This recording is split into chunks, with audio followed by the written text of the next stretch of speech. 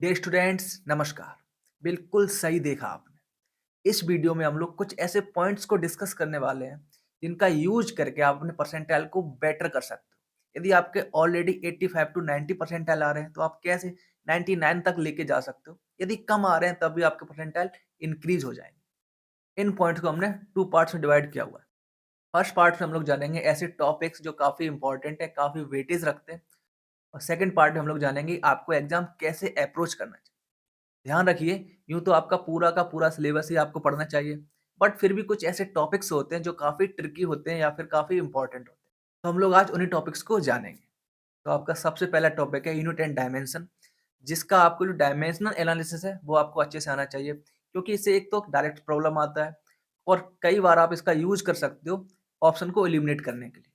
दूसरा जो टॉपिक रहता है यहाँ पर रहता है आपका परसेंटेज एरर या फिर रिलेटिव एरर का, आप उसे देख लीजिएगा। इसके बाद बात करते हैं प्रोजेक्टाइल मोशन की। इसमें आप जो प्रोजेक्टाइल होता है इंक्लाइंड प्लेन पर आप उसको देख सकते हैं। इसके साथ ही न्यूटन्स लॉज में आपको देखना है कांस्टेंट मोशन, चाहे पुली कांस्टेंट हो, चाहे आपका वेज कांस्टेंट हो या फिर कोई जनरल कांस्टेंट मोशन हो।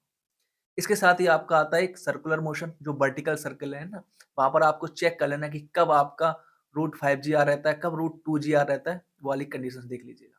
इसके बाद आता है आपका वर्क एनर्जी थ्योरम, जहाँ पर आपको देखना है कि वर्क एनर्जी थ्योरम कैसे बिहेव करती है, कैसे चेंज होती है जब आपके पास होता है ट्रांसलेशन मोशन, जब आपके पास होता है ट्रांसलेशन प्लस रोटेशन मोशन और डिफरेंट फोर्सेस जैसे कि कंजर्वेटिव फोर्स भी होते हैं, नॉन कंजर्वेटिव फोर्स भी, तो कैसे बिहेव करता है, कब आपकी एनर्जी कंजर्व रहेगी, कब आपकी एनर्जी कंजर्व नहीं रहेगी।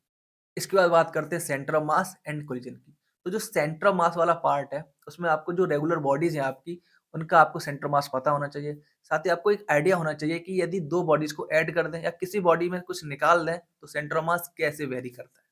इसके साथ ही जो कोलिजन वाला कॉन्सेप्ट है, वहाँ पर आपको इलास्टिक कोलिजन क्या होता है, इनलास्टिक कोलिजन क्या होता है, साथ ही जो कोएफिशिएंट ऑफ रेस्टिट्यूशन आप उसका कैसे यूज़ कर सकते हो अपनी प्रॉब्लम को जल्दी सॉल्व करने के लिए।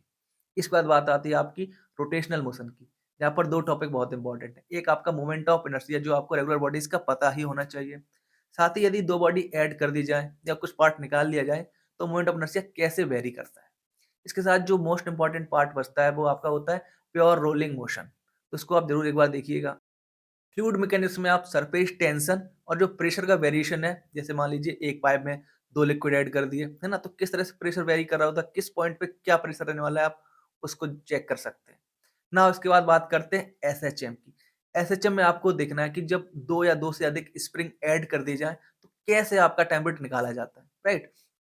नाउ काफ़ी स्कोरिंग टॉपिक है आपका, वो है थर्मोडायनामिक्स। इसमें आपको केटीजी तो पढ़ के जाना ही है और जो साथ ही जो चारों प्रोसेस होती हैं आपकी, मेनली उसमें से आपको एडियाबेटिक और आइसोथर्मल तो ज़रूर पढ़ के जाना है, वहाँ से काफ़ी अच्छे प्रॉब्लम बन जाते हैं। साथ ही डिग्री ऑफ फ्रीडम को इग्नोर मत कीजिएगा। इसके बाद बात करते हैं वेव्स एंड ऑसिलेशन चैप्टर की, जहाँ पर आपकी जो इक्वेशन रहती है वेव की, वहाँ से कई बार छोटे-छोटे प्रॉब्लम्स आ जाते हैं। उस इक्वेशन को देख लीजिएगा कि कैसे इक्वेशन लिखी जाती है, रिफ्लेक्ट होने पर क्या चेंज होता है, ट्रांसमिट होने पर क्या चेंज होता है। इसके साथ ही जो बीट्स का कॉन्सेप्ट है, वो आपको क्लियर होना चाहिए। साथ ही जो ये नोट्स का कॉन्सेप्ट है कि पाइप के अंदर कुछ वेव्स जा रही हैं, वहाँ पर किस प्रकार के नोट्स बन रहे हैं, आपको वो देख लेना है। अब बात करते हैं क्लास 12th के टॉपिक की। तो इलेक्ट्रोस्टैटिक काफ़ी बड़ा-सा चैप्टर है और काफ़ी इम्पोर्टेंट है।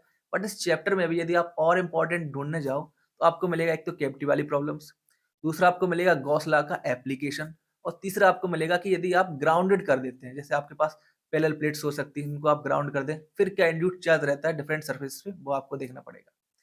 इसके बाद बात करते हैं आपकी करंट एंड इलेक्ट्रिसिटी की, जहाँ पर सीधी-सी बात है आपको बहुत सारे सर्किट डायग्राम्स मिलेंगे।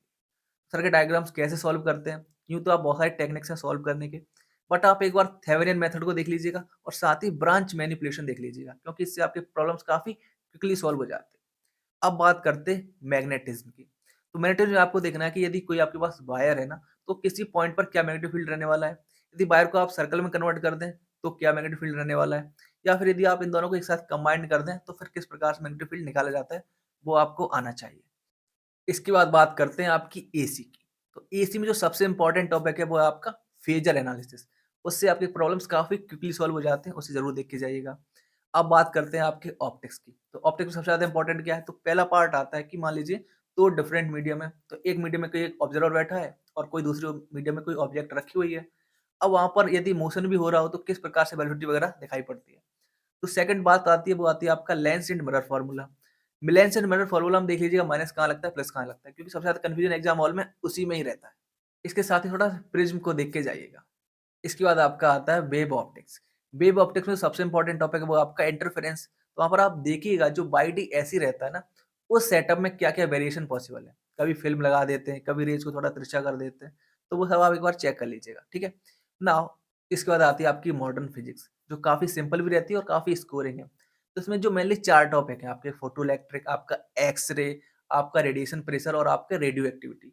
ये ज़रूर देख के जाइएगा। तो ये तो हो गया आपका स्टडी रिलेटेड, ठीक है? यहाँ पर मैं आपको फिर से याद दिला रहा हूँ, यूँ तो आपको पूरा ही पढ़ना है, बट यदि आपके पास टाइम कम है और आप सिर्फ इम्पोर्टेंट टॉपिक्स पढ़ना चाहते हैं, तो आप इन टॉपिक को एक बार देख के जाइए। अब बात करते हैं कि आपको एग्ज़ाम में एक्चुअली पेपर को अप्रोच कैसे करना है। तो सबसे सिंपल तरीका क्या है? देखिए आपके पास है फिज़िक्स, केमिस्ट्री और मैथमेटिक्स। ज़ाहिर-सी बात है मैथमेटिक्स काफ़ी टाइम टेकिंग है। तो आप क्या कीजिए फिज़िक्स या केमिस्ट्री से स्टार्ट कीजिए और कोशिश कीजिए कि लगभग 1 से डेढ़ घंटे में ये दोनों टॉपिक खत्म हो जाएँ, फिज़िक्स और केमिस्ट्री। फिर जो आपके पास डेढ़ घंटा बचेगा उसमें आप मैथमेटिक्स को दीजिएगा। क्योंकि यदि आपने मैथमेटिक्स को पहले दे दिया और आप उसमें टाइम कंज़्यूम कर लिए, तो आपका एक तो पैनिक बढ़ जाएगा, स्ट्रेस बढ़ेगा, फिर आप फिज़िक्स और केमिस्ट्री में बहुत ज़्यादा एरर करोगे। तो कोशिश कीजिए फिज़िक्स, केमिस्ट्री से स्टार्ट करिए और बाद में जाइए मैथमेटिक्स को और फिज़िक्स, केमिस्ट्री को आप ज़्यादा से ज़्यादा डेढ़ घंटे में खत्म कर लीजिए। इसके बाद जो सबसे इम्पोर्टेंट है, यदि आपको एग्ज़ाम में कोई ऐसा प्रॉब्लम दिखे, जैसा आपने कभी किया ही नहीं है, एकदम से नया प्रॉब्लम है, तो आप उसे पढ़ के समझिए कि आप इसे कर सकते हो या नहीं कर सकते हो। यदि आपको थोड़ा-सा भी लगता है कि भैया मुझसे नहीं होगा, तो आप तुरंत उसे स्किप कर दीजिए फर्स्ट अटेम्प्ट में। यदि आप पूरा पेपर करने के बाद आपके पास टाइम बचे, तो आप आके उसको ज़रूर देखिएगा। कोशिश कीजिए कि जो फर्स्ट राउंड है आपका पेपर सॉल्व करने का, उसमें आप उन प्रॉब्लम्स को पहले करें, जिनके रिलेटेड प्रॉब्लम आपने सॉल्व कर रखी है, जो आपके लिए थोड़ी-सी फ़ैमिलियर है। क्योंकि इससे आप उनको बहुत जल्दी सॉल्व कर लेंगे और आपके चांसेस ज़्यादा है कि वो एक्यूरेट भी हो। साथ ही याद रखिएगा किसी टॉपिक या किसी प्रॉब्लम को लेके आपको इमोशनल नहीं होना है। मान लीजिए किसी टॉपिक की प्रॉब्लम्स आपने बहुत सॉल्व कर रखी है, आपका उसपे अच्छा कमांड है, बट किसी कारणवश एग्ज़ाम हॉल में कोई पर्टिकुलर प्रॉब्लम उस टॉपिक की आपको हिट नहीं कर रही है, तो आप अपना टाइम वेस्ट उसपे किए जा रहे हैं। आपको बिल्कुल ऐसा नहीं करना है। आपको सिर्फ फ़ोकस है पेपर में ज़्यादा से ज़्यादा प्रॉब्लम सॉल्व करना। तो यदि आपसे प्रॉब्लम नहीं हो रही है, आप उसको तुरंत स्किप कर दीजिए। स्किप करने से आपका टाइम बचेगा और आप वहाँ पर यूज़ कर सकते हो एक्चुअली जिन प्रॉब्लम्स को आप सॉल्व कर सकते हो, आपके लिए थोड़ी-सी ईज़ी है।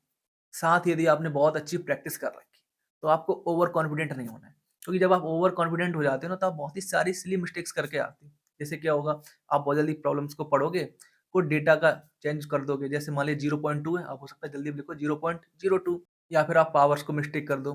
कई बार क्या होता है, एक एंड वगैरह मिस्टेक हो जाती है। तो यदि आपकी अच्छी प्रैक्टिस है, तब तो आपको विशेषकर जहाँ पर डेटा वाली बात है, जहाँ पर पॉइंट्स की बात, डेसिमल कहाँ है, पावर कितनी है, तो वो आपको बहुत ही ध्यान से नोट करना है।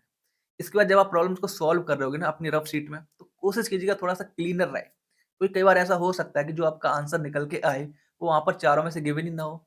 तो इस केस में हो सकता है कि आप उसको रिव्यू करो।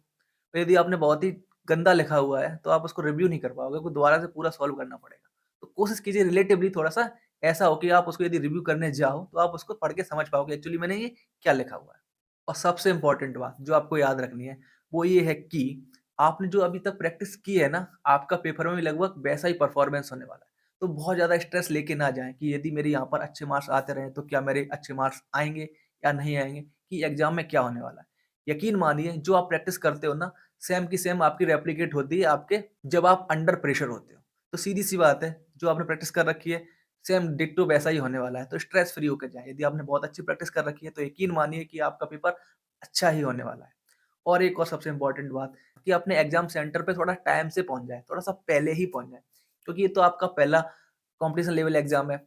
सेकंड बात ये है कि सर्दी का मौसम है, तो हो सकता है धुंध वगैरह हो या फिर कई बार ट्रैफ़िक की प्रॉब्लम हो सकती है। यदि आप गलती से थोड़ा-सा लेट हो गए ना, तो आपका स्ट्रेस बढ़ने लगेगा और यदि आपका स्ट्रेस बढ़ना शुरू हो गया, तो एग्ज़ाम हॉल में फिर स्ट्रेस कम नहीं हो पाएगा। तो कोशिश कीजिए कि आप थोड़ा-सा पहले पहुँच जाओ, ताकि आपका जो स्ट्रेस वगैरह ना बढ़े और थोड़ा-सा आप फ़ैमिलियर हो जाओ एग्ज़ाम हॉल के माहौल से। तो आप अपने आप को थोड़ा-सा एडैप्ट कर पाओगे। आई होप ये सारे पॉइंट्स आपके काम के होंगे, आप इनको यूटिलाइज़ करोगे। तो प्लीज़ यूँ ही अच्छे से पढ़ते रहिए, मुस्कुराते रहिए।